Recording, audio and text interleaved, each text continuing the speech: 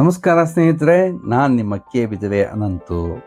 ಈ ವಿಡಿಯೋ ಬೆಂಗಳೂರಿನ ಮೂಲ ನಿವಾಸಿಗಳು ಹಾಗೂ ಬೇರೆ ಊರಿಂದ ಬೆಂಗಳೂರಿಗೆ ಬಂದು ಇಲ್ಲಿ ಬದುಕನ್ನು ಕಟ್ಟಿಕೊಂಡಿರುವಂತಹ ಸಮಸ್ತ ಸಹೋದರ ಸಹೋದರಿಯರಿಗೆ ಅರ್ಪಣೆ.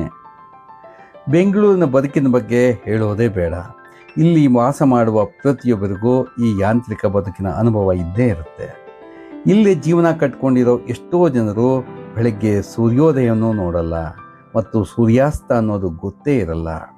ಇಲ್ಲಿ ಹಣ ಮಾತ್ರ ಮಾತಾಡುತ್ತೆ. ಪ್ರೀತಿ, ಕರುಣೆ, ಅನುಕಂಪ ಯಾವುದಕ್ಕೂ ಇಲ್ಲಿ ಬೆಲೆ ಇಲ್ಲ. ಇಂತಹ ಪರಿಸ್ಥಿತಿಯಲ್ಲಿ ಬದುಕಿಗಾಗಿ ಹೋರಾಟ ಮಾಡುತ್ತಾ ಹೇಗೋ ಬದುಕು ಸಾಗಿಸ್ತಾ ಇರೋ ನಿಮ್ಮೆಲ್ಲರಿಗೂ ಇದರ ಮಧ್ಯೆ ಕಾಡುವ ಆರೋಗ್ಯ ಸಮಸ್ಯೆಗಳು, ಹಣಕಾಸಿನ ಮುಗ್ಗಟ್ಟು, ಸಂಬಂಧಗಳಲ್ಲಿ ಬಿರುಕು, ಆಫೀಸ್ಗಳಲ್ಲಿ ಮಾನಸಿಕ ಹಿಂಸೆ, ಕೆಲಸದ ಒತ್ತಡ, ಹೀಗೆ ಒಂದಾದ ಮೇಲೊಂದು ಕಷ್ಟಗಳು ಬರ್ತಾನೇ ಇರುತ್ತೆ. ಹೀಗೆ ಬಂದಾಗ ನಾವು ಮೊದಲು ಮೊರೆ ಹೋಗೋದು ನಮ್ಮ ಮೂಲ ಗ್ರಾಮ ದೇವತೆಗೆ. ಇದು ಖಂಡಿತ ಸರಿ. ಮೂಲ ಗ್ರಾಮ ದೇವತೆಗೆ ವರ್ಷಕ್ಕೆ ಒಮ್ಮೆ ಆದರೂ ಪೂಜೆಯನ್ನು ಸಲ್ಲಿಸಲೇಬೇಕು. ಇದು ನಿಮ್ಮ ಆದ್ಯ ಕರ್ತವ್ಯ ಕೂಡ. ಆದರೆ ಎಷ್ಟೋ ಜನ ತಮ್ಮ ಗ್ರಾಮಕ್ಕೆ ಹೋಗಿ ಗ್ರಾಮ ದೇವತೆಗೆ ಪೂಜೆಯನ್ನು, ಹರಕೆಯನ್ನು ಎಲ್ಲವನ್ನು ಸಲ್ಲಿಸಿ ನಂತರ ಬೆಂಗಳೂರಿಗೆ ಬಂದು ಸ್ವಲ್ಪ ದಿನಗಳ ನಂತರ ಮತ್ತೆ ಕಷ್ಟ ನಷ್ಟಗಳನ್ನು ಅನುಭವಿಸ್ತಾ ಇರ್ತಾರೆ, ಆರೋಗ್ಯ ಸಮಸ್ಯೆಯನ್ನು ಅನುಭವಿಸ್ತಾ ಇರ್ತಾರೆ. ಇದಕ್ಕೆ ಮೂಲ ಕಾರಣ ಏನಿರಬಹುದು ತಿಳ್ಕೊಳ್ಳೋಣ ಬನ್ನಿ. ಅದಕ್ಕೂ ಮೊದಲು ಸ್ನೇಹಿತರೆ, ನೀವಿನ್ನೂ ನನ್ನ ಬಿದರೆ ಅನಂತು ಸ್ಟುಡಿಯೋ ಚಾನಲ್ಗೆ ಸಬ್ಸ್ಕ್ರೈಬ್ ಆಗಿಲ್ಲ ಅಂದರೆ ಕೂಡಲೇ ಸಬ್ಸ್ಕ್ರೈಬ್ ಆಗಿ ಮತ್ತು ಈ ವಿಡಿಯೋಕ್ಕೊಂದು ಲೈಕ್ ಕೊಡಿ.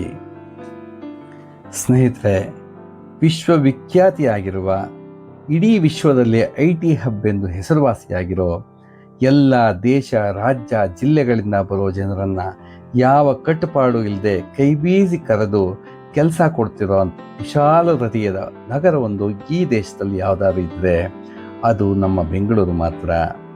ಇಲ್ಲಿ ವಿದ್ಯಾವಂತರು, ಅವಿದ್ಯಾವಂತರು ಯಾರು ಬೇಕಾದರೂ ಬದುಕನ್ನು ಕಟ್ಕೋಬೋದು. ಹೀಗೆ ಸುಸ್ವಾಗತ ಮಾಡಿ ತನ್ನೊಳಗೆ ಸೇರಿಸಿಕೊಂಡಿರುವ ಜನಸಂಖ್ಯೆ ಇಂದಿಗೆ 1 ರಿಂದ 1.5 ಕೋಟಿಯಷ್ಟಿದೆ. ಇಷ್ಟೆಲ್ಲ ಜನಸಂಖ್ಯೆ ಇದ್ದರೂ ನಮ್ಮ ಬೆಂದು ಕಾಡುವ ವಾತಾವರಣ ಕಲುಷಿತವಾಗಿಲ್ಲ. ನೀರಿಗಾಗಿ ಹಾಹಾಕಾರ ಆಗಲಿಲ್ಲ, ಎಲ್ಲೂ ಭೂಕಂಪ ಆಗಲಿಲ್ಲ, ಚಂಡಮಾರುತ ಬೀಸಲಿಲ್ಲ. ಬಿಸಿಲು, ಮಳೆ ಸಮಪಾತದಲ್ಲಿ ಜನರಿಗೆ ಕಷ್ಟವಾಗದ ರೀತಿ ನಿರ್ವಹಣೆಯಾಗ್ತಾ ಇದೆ. ಈ ರೀತಿ ಪ್ರಕೃತಿ ವಿಕೋಪಗಳಿಂದ ನಿಮ್ಮನ್ನೆಲ್ಲ ರಕ್ಷಿಸುತ್ತಿರುವ ಒಂದು ಅವ್ಯಕ್ತ ಶಕ್ತಿ ಗುಪ್ತಗಾಮಿನಿಯಾಗಿ ಬೆಂಗಳೂರಿನ ಹೃದಯ ಭಾಗದಲ್ಲಿದೆ.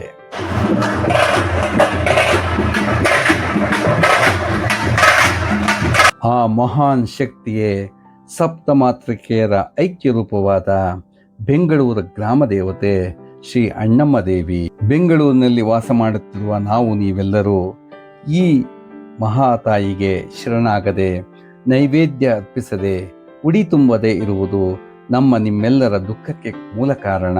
ಇಂಥ ಅವ್ಯಕ್ತ ಶಕ್ತಿಯಾದ ಅಣ್ಣಮ್ಮ ಯಾರು? ಈಕೆ ಬೆಂಗಳೂರಿನಲ್ಲಿ ನೆಲೆಸಿದ್ದಾದರೂ ಏಕೆ? ಈಕೆಗೆ ಪೂಜೆಯನ್ನು ಹೇಗೆ ಮಾಡಬೇಕು? ಈಕೆಯನ್ನು ಒಲಿಸಿಕೊಳ್ಳುವ ರೀತಿ ಯಾವುದು?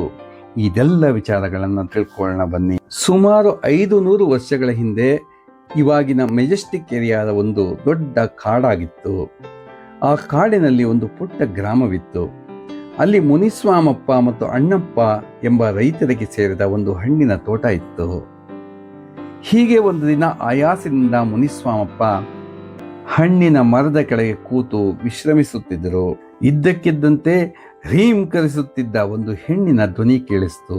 ಗಾಬರಿಗೊಂಡ ಮುನಿಸ್ವಾಮಪ್ಪ ಹೆಣ್ಣಿನ ಧ್ವನಿ ಬಂದ ಕಡೆ ಗಮನ ಕೊಟ್ಟರು. ಅಲ್ಲಿ ಯಾವ ಜನರೂ ಇರಲಿಲ್ಲ. ಗಾಬರಿಗೊಂಡ ಮುನಿಸ್ವಾಮಪ್ಪ ಗಮನವಿಟ್ಟು ಮತ್ತೆ ಮತ್ತೆ ಕೇಳಿದರು. ಅದೇ ಹಣ್ಣಿನ ಮರದಿಂದ ರೀಂಕಾರ ಬೀಜ ಮಂತ್ರ ಮತ್ತೆ ಮತ್ತೆ ಪುನರುಚ್ಚರಿಸುತ್ತಿತ್ತು. ಮುನಿಸ್ವಾಮಪ್ಪನಿಗೆ ಇದ್ಯಾವುದು ಅರ್ಥವಾಗಲೇ ಇಲ್ಲ. ಈ ಧ್ವನಿ ಏನಿರಬಹುದು? ಹೀಗೆ ವಿಚಿತ್ರವಾಗಿ ಹೆಣ್ಣಿನ ಧ್ವನಿ ಹೊರಹೊಮ್ಮುತ್ತಿರುವುದಾದರೂ ಏತಕ್ಕಾಗಿ? ಹೀಗೆ ಯೋಚನೆ ಮಾಡುತ್ತಾ ಮುನಿಸ್ವಾಮಪ್ಪ ಮನೆಗೆ ಹೋದರು. ರಾತ್ರಿ ಕನಸಿನಲ್ಲಿ ಬಂದ ದೇವತೆ, ಮುನಿಸ್ವಾಮಪ್ಪ, ನಿನ್ನ ತೋಟದಲ್ಲಿ ಸಪ್ತಮಾತೃಕೆಯ ರೂಪದಲ್ಲಿ ನಾನು ವಾಸವಾಗಿದ್ದೇನೆ. ನನಗೊಂದು ಗುಡಿ ಕಟ್ಟಿಸು, ಈ ಗ್ರಾಮವನ್ನು ರಕ್ಷಿಸುತ್ತೇನೆ ಎಂದು ಅಭಯ ನೀಡಿದಳು. ಎಚ್ಚರಗೊಂಡ ಮುನಿಸ್ವಾಮಪ್ಪ ತನ್ನ ಸಹೋದರ ಅಣ್ಣಪ್ಪನ ಜೊತೆಗೆ ಸೇರಿ ತನ್ನ ತೋಟದಲ್ಲಿ ಹೆಣ್ಣು ಧ್ವನಿ ಕೇಳಿದ ಮರದ ಹತ್ತಿರ ಬಂದರು. ಅಲ್ಲಿ ದೈವದ ಅಸ್ತಿತ್ವ ಇರುವುದು ಇವರ ಗಮನಕ್ಕೆ ಬಂತು. ತಕ್ಷಣವೇ ತಾಯಿ ಹೇಳಿದಂತೆ ಅಲ್ಲೊಂದು ಪುಟ್ಟ ಗುಡಿಯನ್ನು ಕಟ್ಟಿಸಿ ಪೂಜೆ ಮಾಡಲು ಶುರು ಮಾಡಿದರು. ನೋಡ್ತಿದ್ದಂತೆ ಊರ ಜನಕ್ಕೆಲ್ಲ ಈ ವಿಚಾರ ತಿಳಿಯಿತು. ಊರಿನ ಜನರೆಲ್ಲ ಬಂದು ತಮ್ಮ ಕಷ್ಟಗಳನ್ನು ನಿವೇದನೆ ಮಾಡಿಕೊಂಡು ಕಷ್ಟಗಳಿಂದ ಪಾರಾಗುತ್ತಾ ಇದ್ದರು. ಮತ್ತು ಹಣ್ಣಿನ ಮರದಿಂದ ಬಂದ ಧ್ವನಿಯಿಂದ ಮೂಡಿದ ಈ ದೇವಿಗೆ ಹಣ್ಣಿನ ಅಮ್ಮ ಅಂತ ಹೆಸರಿಟ್ಟರು.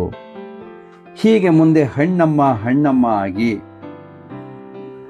ಕಾಲಾಂತರದಲ್ಲಿ ಅಣ್ಣಮ್ಮ ಆಗಿ ಈ ದೇವತೆ ಬದಲಾದಳು. ಇಂದಿಗೂ ಅದೇ ದೈವಶಕ್ತಿ ಇದೇ ಮೆಜೆಸ್ಟಿಕ್ ಏರಿಯಾದ ಗಾಂಧಿನಗರದಲ್ಲಿ ಗುಪ್ತ ಗಾಮಿನಿಯಂತೆ ಅಣ್ಣಮ್ಮ ದೇವಿಯು ರಾರಾಜಿಸುತ್ತಿದ್ದಾಳೆ. ಈಕೆ ಬೆಂಗಳೂರಿನ ಗ್ರಾಮ ದೇವತೆ.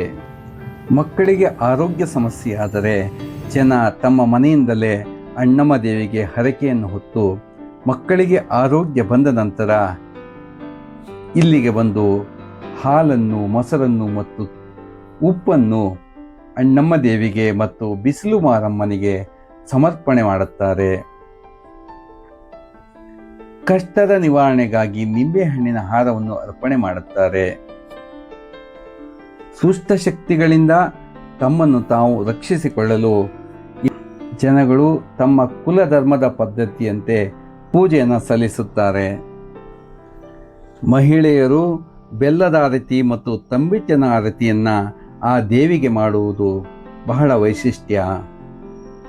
ಈ ತಾಯಿಗೆ ಶರಣಾಗಿ ಉಡಿ ತುಂಬುವುದರಿಂದ, ಹಣ್ಣು ಕಾಯಿ ಸಮರ್ಪಣೆಯನ್ನು ಮಾಡುವುದರಿಂದ ಹಾಗೂ ಮನಪೂರ್ವಕವಾಗಿ ಪ್ರಾರ್ಥನೆಯನ್ನು ಸಲ್ಲಿಸುವುದರಿಂದ ನಾವು ಕಷ್ಟಗಳಿಂದ ಪಾರಾಗಬಹುದು. ಮೆಜೆಸ್ಟಿಕ್ನ ಹೃದಯ ಭಾಗದಲ್ಲಿ ಇಂದಿಗೂ ಕಂಗೊಳಿಸುತ್ತಿರುವ ಶ್ರೀ ಅಣ್ಣಮ್ಮ ದೇವಿಯ ದೇವಸ್ಥಾನಕ್ಕೆ ನೀವೊಮ್ಮೆ ಭೇಟಿ ಕೊಡಿ. ನಿಮ್ಮ ಮಕ್ಕಳನ್ನು ಕರ್ಕೊಂಡು ಹೋಗಿ. ಎಲ್ಲ ರೀತಿಯ ಕಷ್ಟ ನಿವಾರಣೆಗಾಗಿ ಬೆಲ್ಲದಚ್ಚಿನ ಆರತಿಯನ್ನಾದರೂ ಅಥವಾ ತಂಬಿಟ್ಟಿನ ಆರತಿಯನ್ನಾದರೂ ಮಾಡಿ ದೇವಿಯಲ್ಲಿ ಪ್ರಾರ್ಥನೆಯನ್ನು ಸಲ್ಲಿಸಿ. ಒಮ್ಮೆ ಹೋಗೋದಕ್ಕೆ ಆಗಲಿಲ್ಲ ಅಂದರೆ ನಿಮ್ಮ ಏರಿಯಾದಲ್ಲಿ ಅಣ್ಣಮ್ಮ ದೇವಿಯನ್ನು ಕೂರಿಸಿ ಪೂಜಿಸುತ್ತಾ ಇದ್ದರೆ ಅಂತಹ ಮಂಟಪಗಳಿಗೆ ಹೋಗಿ ತಾಯಿ ಅಣ್ಣಮ್ಮನಿಗೆ ಉಡಿಯನ್ನು ತುಂಬಿ ಹಣ್ಣು, ಕಾಯಿ, ಮೊಸರನ್ನದ ನೈವೇದ್ಯವನ್ನು ಅರ್ಪಣೆ ಮಾಡಿ ಭಕ್ತಿಯಿಂದ ಬೇಡಿಕೊಳ್ಳಿ. ನಿಮ್ಮ ಕಷ್ಟವನ್ನು ಆ ಮಹಾತಾಯಿ ಖಂಡಿತವಾಗಿಯೂ ಮಂಜಿನಂತೆ ಕರಗಿಸ್ತಾಳೆ. ಇದರಲ್ಲಿ ಯಾವ ಸಂಶಯವೂ ಬೇಡ. ಇಂತಹ ಅತ್ಯಂತ ಪ್ರಭಾವಶಾಲಿ ಶಕ್ತಿ ದೇವತೆಯಾದ ಅಣ್ಣಮ್ಮ ದೇವಿ ಮತ್ತು ಬಿಸಿಲು ಮಾರಮ್ಮ ಇಲ್ಲಿ ವಾಸ ಮಾಡುತ್ತಿರುವ ಸಮಸ್ತ ಸಹೋದರ ಸಹೋದರಿಯರ ಜೀವನದಲ್ಲಿ ಕಷ್ಟಗಳು ನಿವಾರಣೆಯಾಗಿ ನೆಮ್ಮದಿಯ ದಿನಗಳು ಪ್ರಾಪ್ತಿಯಾಗಲಿ, ಎಲ್ಲರಿಗೂ ಆರೋಗ್ಯ ಭಾಗ್ಯ ಸಿಗಲಿ, ಸಕಲ ಸನ್ಮಂಗಳ ಉಂಟಾಗಲಿ ಅಂತ ಆ ದೇವಿ ಅಣ್ಣಮ್ಮ ದೇವಿಯಲ್ಲಿ ಮತ್ತು ಬಿಸಿಲು ಮಾರಮ್ಮನಲ್ಲಿ ಪ್ರಾರ್ಥನೆಯನ್ನು ಸಲ್ಲಿಸುತ್ತಾ ಈ ವಿಡಿಯೋವನ್ನು ಮುಗಿಸ್ತಾ ಇದ್ದೀನಿ.